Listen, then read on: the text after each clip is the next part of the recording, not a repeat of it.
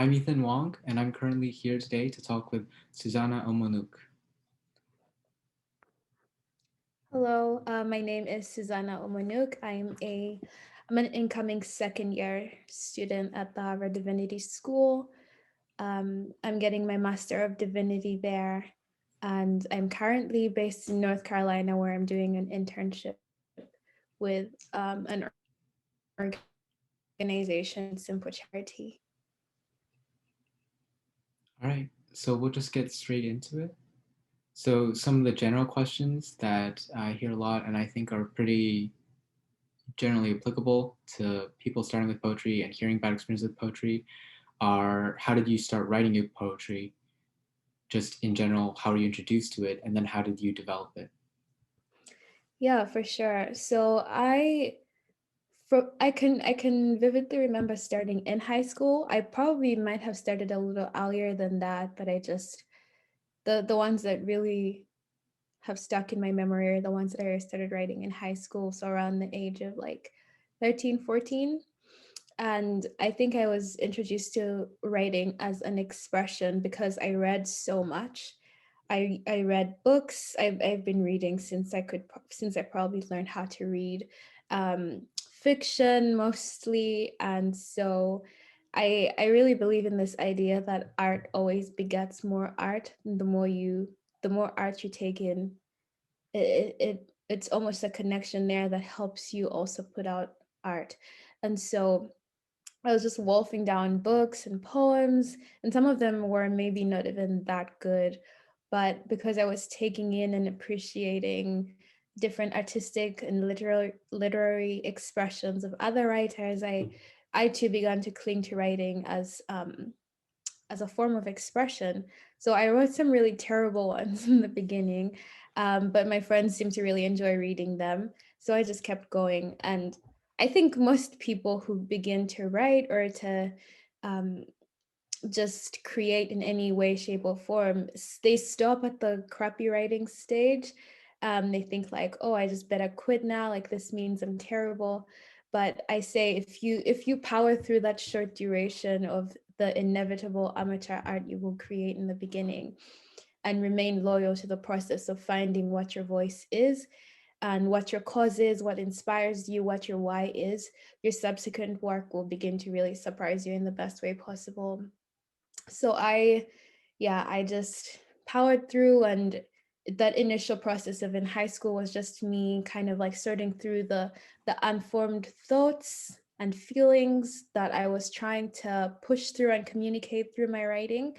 But I honestly owe a lot of my creative self today to who I was in high school, to what I was able to learn in high school, and for me pushing through that initial phase of not even like feeling good about the work I was creating, but like still enduring through it, persevering, and um, believing that my future work would be good.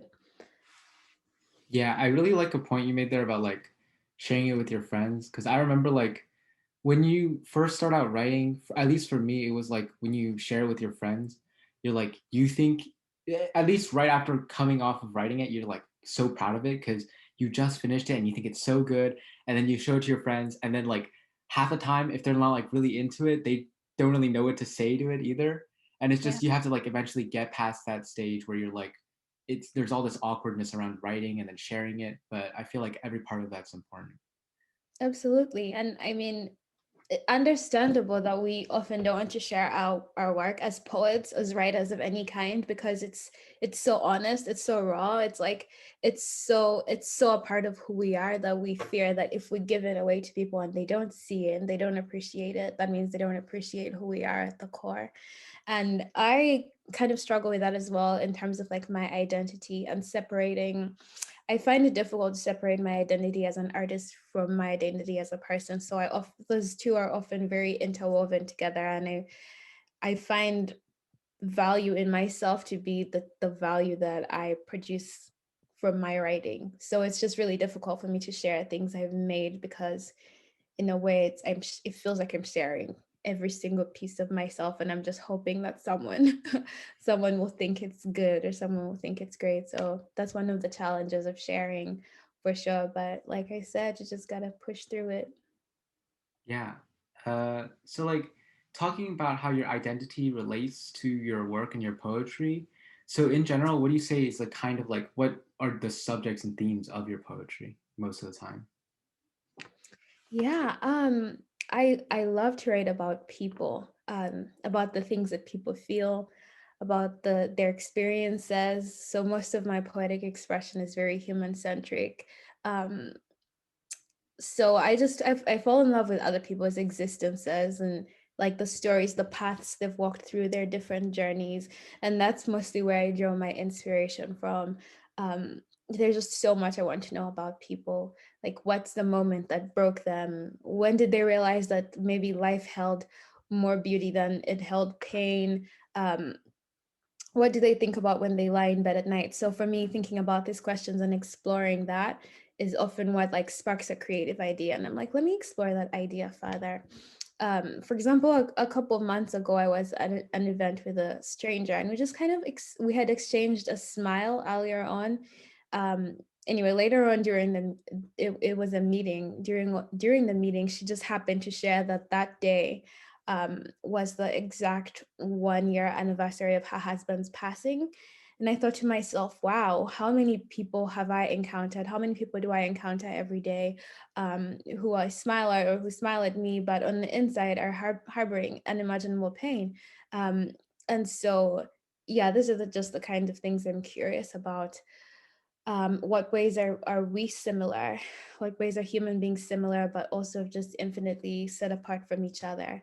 So I just, through writing, I'm able to experience those emotions deeply. It's almost like empathizing with people, to be honest. I love to put myself in other people's shoes and um, create this fictional world in which it's almost like I'm a deity and I'm looking from above and I'm looking below into the different myriad connections of people and networks and lives, and seeing from a bird's eye view what motivates people to do the things they do. What are they facing? What are their hopes? What are their dreams? Um, where the broken relationships in their lives? Who are the people that are falling in love right at this instant? Um, so yeah, identity is important in my writing, but mostly I think I appreciate or explore deeply other people's identities rather than my own. um, but yeah. That sounds really interesting to me because like for me the most like impactful poetry that I think I've been able to write, because I started off writing more about like trying to write about other people, but personally for me it was just easier to write about myself because I felt like I could be more honest when I wrote about myself as Yeah, opposed to when I wrote about other people. There was just too much uncertainty, if that makes any sense, right? no, that makes so much sense. Yeah, and yes, I think as artists we have to come to a point where we're, because we truly only know ourselves the best. You know yourself the best, I know myself the best, and so who else is going to tell my story as good as I can? No one. But for now, I just found that I'm in the space where it's easier for me to articulate. For some reason, it's easier for me to articulate other people's lives than it is to articulate my own. So yeah, that's interesting. Yeah. In that case, I feel like this kind of partly answers the question already, but when you come to a point where you're like, I feel like I want to write, but I don't really know exactly what to write about, what kind Mm. of things like spur you forward to actually like get you something to write about? Yeah, like I said, I just allow myself to enter more fully and presently into my own emotions, but also the emotions of those who I care about and love. Um, Thankfully, there's a range of human expression to choose from. Like, human beings feel a wide variety of things, and we think so many things. So honestly, I just, um, like I said, try to empathize, sit with other people. Um, Try to figure out where their points of pain are, where the points of joy are, and really just try to tell that story as accurately as I can. I also love to just take in other people's poetry, just listen to what they're saying, appreciate it. Also, I think some of the times whenever I have to write something or when I'm trying my best to write and I'm on like a set schedule, I have a deliverable, I start to lose the joy of just the appreciation of art itself. Um, so I just go back to the basics and remind myself by watching other people, listening to other people's poetry, reading other people's poetry, and realize that this is such a it's such a timeless art. Like there have been people from hundreds or thousands of years have been expressing themselves with words and language, and to just reconnect myself and reorient myself and realize that I'm part of this. It feels exclusive, this exclusive group of people who have chosen to kind of like be a voice for their times. And yeah, it's good for me sometimes to just ruminate on the fact that this is important, but also do not get too caught up in the importance of the thing that you forget to enjoy and to play and to have fun and to just approach poetry and writing with this childlike joy and excitement and curiosity. It's almost like I have to remind myself of like the 13-year-old Suzannah who wrote something really bad, but she didn't really care because she was having fun writing it. And so, yeah, reminding myself of that really helps. So you talked a little bit about like reading other people's work, getting influences from other people or other people's poetry. I just wanted to elaborate on that. Through Mhm. reading all this poetry, I know a problem for me was like at times it can feel like you'll like write a piece immediately after reading some poetry and then you'll feel like you're just imitating them. Yeah. So how or like kind of when did you feel like you finally found your kind of style? That's a good question, and I do go through the same thing. Um, and you've probably heard this before, but there's nothing unique under the sun anymore that we could create, right? Like everything we do is, at least in some ways, in very maybe tiny ways, is an imitation of something else that we've heard or seen. Now, there it's of course clearly we shouldn't plagiarize, right? But do not let the fear of like being sounding too much like your favorite poet stop you from writing, creating, because even the people that we watch and admire, they also are watching other people and admiring other people. And trust me, believe me, your unique expression is still going to shine through. And I think, of course, since you are the one taking in more of other people's work, you're more adept or likely to notice the similarities between the way that you're writing and the person who you just like watched, or the person whose work you just read. So I kind of had to push through that, and it's okay if I find that I'm sounding too much like someone who I watch often. I'll just like go and change that line, or erase it. But I truly, this might be an unpopular opinion, but I believe that it's okay for our work to have similarities. It's okay to draw inspiration from another person's work, as long as there is no word for word copying. I truly, yeah, this it's just something I came to the conclusion for myself after battling through those feelings, because I truly had to sit with myself and I said to myself, if I trying too hard not to sound like anyone else that has ever written anything, I'm never going to write anything. Because I do sound like them, and maybe my work is just like a mosaic of all the different poets that I like, and their style and how they write. Maybe it is that, and that's still okay as well, right? um so with style and structure, I personally don't really write that much with structure. That's to say, I don't have a dedicated writing style. This could be a bad thing or a good thing, I'm not sure yet, but at this point in my creative journey, I'm just really fascinated with like poems that write themselves, right? You know, that moment when you get to the book or the paper or your laptop, and it just has a life of its own. It's almost like it's just using you as a vessel. The story is just using you as a vessel through which it can like speak. So I just allow the truth to guide me without imprisoning it to like the limits of a personal style of writing or the limits of line and verse and tone. I just write. And of course, afterward, I can go in and edit and change things here and there. But there's the importance of like letting the story as raw and real as it is to just put that. And I think that's really beautiful. Yeah, that's just what works for me right now. My future answer might be different, it might change. And then maybe at that point, I'll have a tried and true style that undergirds all of my work. But for now, I'm just really just having fun with exploring this idea of letting the poem write itself. I mean, I like that so much when you started talking about like letting the poem write itself, because that's how I feel like all my good poems have come. It's just you get down and you're just it's almost unnatural the way you feel like the words are being typed out on the page or how they're like coming out. You're just like, this is not even me, but it Yeah, just is so nice. And absolutely. Like this feeling of euphoria of like, wow, this is something big is happening here. It almost feels spiritual. I'm just gonna yeah, say, but definitely. And I wanted to ask this as well, which is like, as I've been like getting more into like issues of social justice and stuff over the past year or so, I've like Mhm. wondered because the way I write poetry has differed, and then like I felt the need to like write poetry about it, but then it was difficult for me, especially getting started.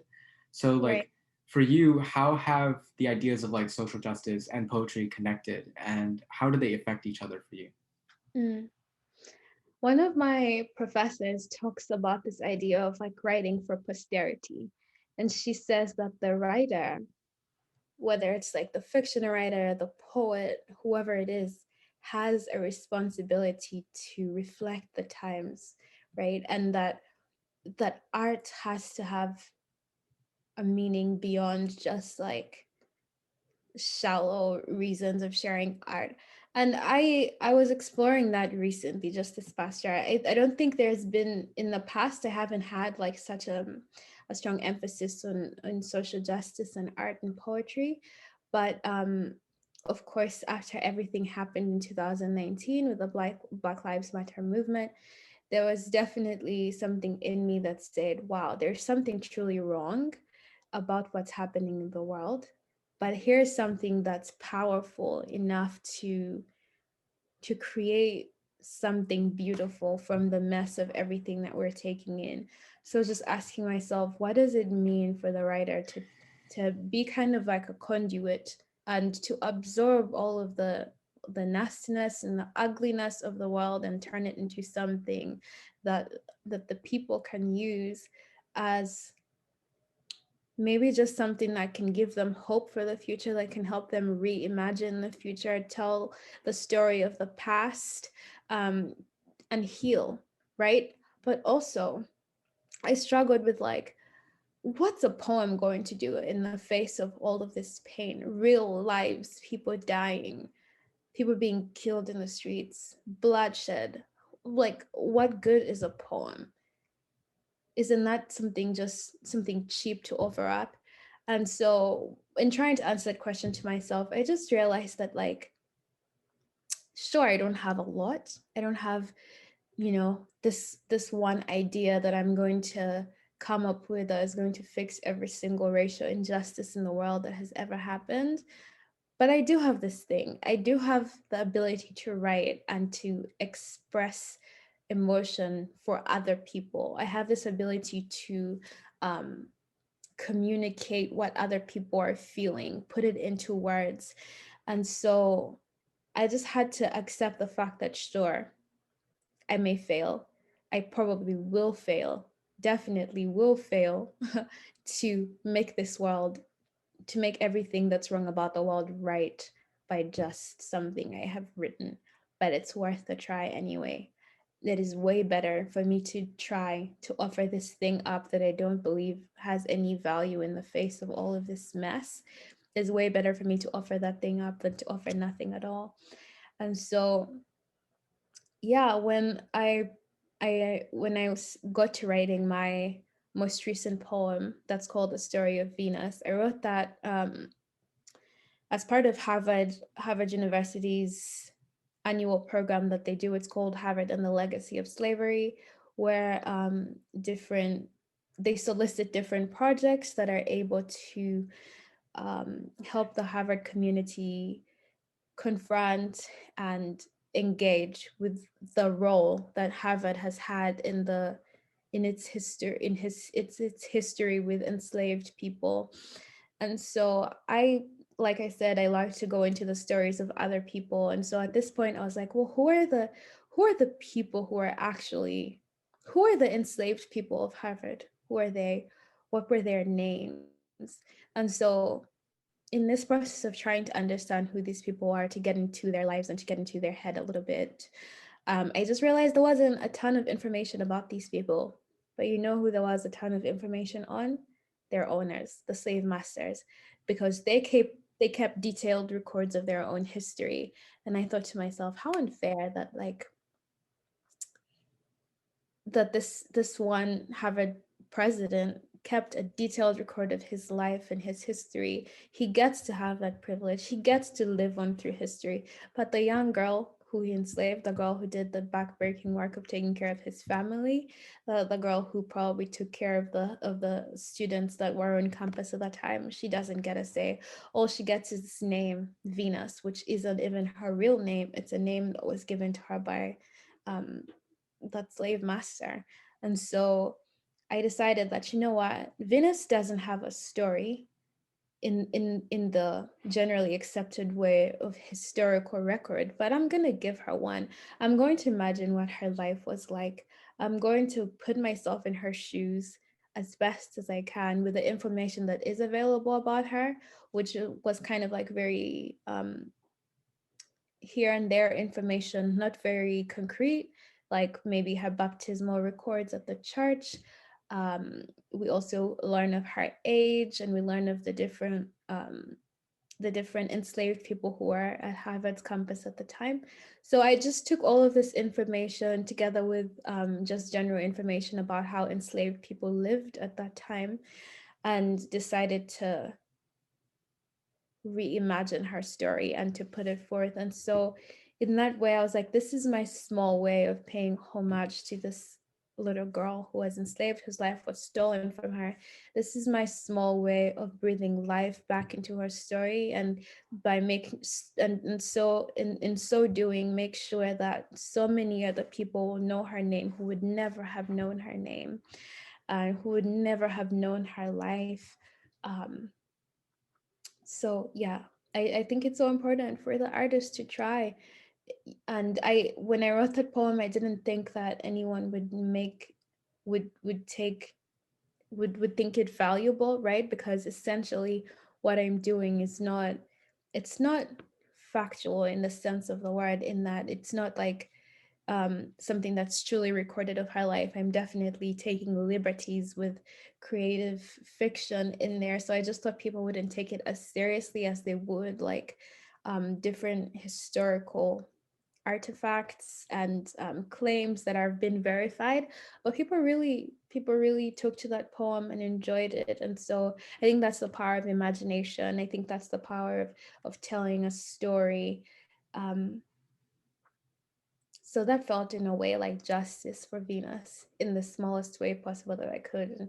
And even to think about that is, of course, that's not justice for her. Of course, it could never encompass all of the pain of her, of what she went through. It could never begin to make up for a stolen existence, a stolen life.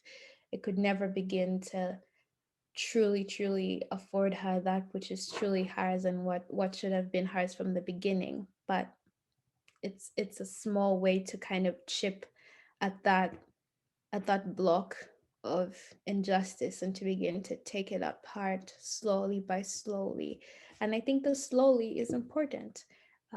So yeah, it's definitely something that I've been thinking more about, and asking myself, how else can my work be a vessel of justice?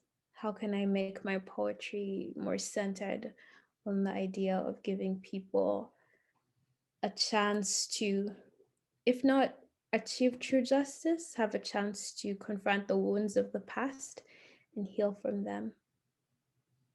Yeah, I mean, this point you touched on, I think resonates with me a lot, which is that I think if you do research, you do studies, you do historical like searches of all of this information about all of the social injustice that happens on a day-to-day basis throughout history, people read it and they understand, but it's very hard for them to feel anything about it, even if they try to like propel it from themselves.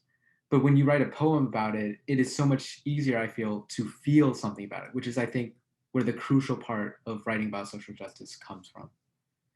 Absolutely. Yes, you just nailed the point in the head. Yeah, art, creativity just has this special way about it that makes you it makes you feel the story more tangibly. It becomes realer in a way that probably just reading about it in a newspaper or in a history book would never give you. Um, so yeah, I just that was a good way you put it. And just, I think, finishing up about now, but the final question I'll ask you before the reading is that you've mentioned by now that you are in the Harvard Divinity School for writing. How has like being in an academic setting specifically for creative writing like affected the way you go about doing it? Because I'm always interested in that. Yeah, actually, so it's not the Harvard Divinity School for writing. I'm just at the Harvard Divinity School, and as part of my program, I just take on some independent writing for myself. Oh. So I'm not actually academically studying Hmm. or studying dedicated creative writing, but yeah, I think there's so many different classes at Harvard, so it's obviously a great resource for the writer, whether that's academic writing, whether it's journalistic, whether it's poetic. But often, unfortunately, academic writing is very exclusive to people who are not in the academy. So they will use these big words and concepts that are not really translatable for the public. And so that's one of the big issues I actually do have with academic writing, because I think we all go into academia or go into school wanting to create change and to um, make something that will be translatable in the real world. We want to create um, something that can impact the actual real people who face these circumstances and these issues. But when we get into that space, we often begin to write for our classmates and for the people that are in these well, Ivy Leagues, but also just different institutions. We begin to take on a very elevated, almost prideful way of speech that is, if not subconsciously, is intentionally we take on these intentional ways of speaking and being that make us seem really smart and like we know what we want to do. So the temptation to do that is real.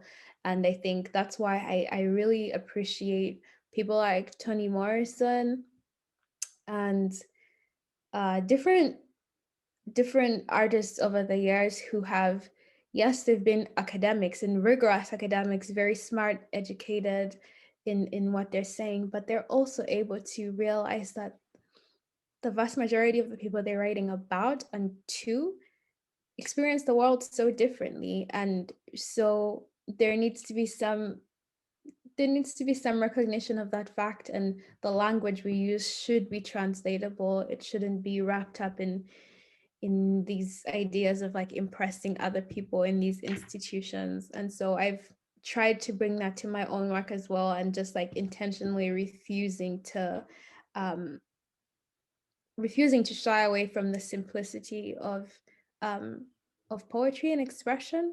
And I think there's some poetry that's complicated, but for the most part, when you read something that someone else has written, you're not out there trying to decipher something like that's like extremely complicated and complex. It just kind of flows. It's like music, it flows. And so I try to do that in my academic writing as well, because I don't think poetry should simply be limited to just like, oh yeah, this is this informal thing. I think poetry is very serious business, but to be serious, it doesn't have to be exclusive to only a smart intellectual group of people who use big words. so something I've been intentional about doing. Yeah, that's really interesting. I never like really thought about it that way in terms of like how academic writing and like creative writing, like the interplay of the exclusivity of all of it. So it was really interesting to hear about that. Yeah, for sure. Do you want to go ahead and read the poem? Yes, I will now read the poem. So, yeah, I think I already gave a bit of background, but this is about Venus, who was enslaved by Harvard's eighth president, who was named Benjamin Wordsworth. Venus was purchased at around the age of 19 and is believed that she might have come from the Gold Coast, and then just lived out her entire life here on Harvard's campus. So this is kind of my rendition or imagination of who she would have been. The story of Venus. I don't know why they named me Venus. Maybe it is because my skin is a midnight sky, or perhaps it is because the night I was taken from the village, stars fell from the heavens and shattered like glass beneath me. Piercing through the soles of my feet and swimming into my veins, the galaxy forced her way into my body and sat in my belly, singing a lullaby and slitting her wrists. Ghost men of skin as pale as dry bones put a price on my head and sold me to a man who swallows God whole and vomits him out at the pulpit. He tells me I belong to him now, and smiling, I say, "Oh, you're in luck. Every last piece of me is a gift I want to give away. Come closer, take a good look, and let me know if you see anything you like." Fingers, great condition, minimal wear and tear, perfect for domestic labor. Nose, wide, flat, but handled with care, could never forget the metallic smell of rusty chains cutting into the decaying flesh of sister for months on a slave ship that gently journeyed towards hell. Thighs, good choice. Smooth and strong, but bloody from the day 4 different traders rammed their way through the door in between and broke the locks. Only one of them returned after that. I watched them, the ghosts, hiding themselves away in the dark corridors of their lofty dwellings of brick, weaving nothingness out of paper and ink, learning, they call it. I see knowledge chuckle to herself as she peers at them through an open window. They're searching for her inside their toll gates, but that's not really where she is it? Knowledge is free and unbound, running wild over swaying trees, through caves, down waterfalls, and even out of the lips of a girl with skin the color of a midnight sky. Yes, even out of the lips of a girl with skin the color of a midnight sky. O daughters of the great green savannah, weep for me. I have been uprooted from among you where I grew and have been carried into a diabolic land where ashes fall from a raging heaven, bitter, cold, beautiful. Weep for me, for I will never again dance on dewy grass on a moonlit night, surrounded by the song of a tribe. No more shall I be burned by the black desire of a warrior's lust, and in a wild daze wonder to myself how a man whose very hands had torn apart bears and lions could yet hold me softer than an early morning rain. Weep for me, for the way I shall slowly be forgotten, because little slave girls with sad eyes do not get invited into history. How shall you remember me? By the men that made me an orphan. How shall you remember me? By a tablet of stone that bears the name I received in a baptism of chains. How shall you remember me? Shall you remember me? That was great. I love that. I really liked your energy when reading. At some parts, you almost made me want to smile, but I don't know. There's like this energy that radiates you from when you're reading. I can tell that you're really into it and you're really feeling the poem.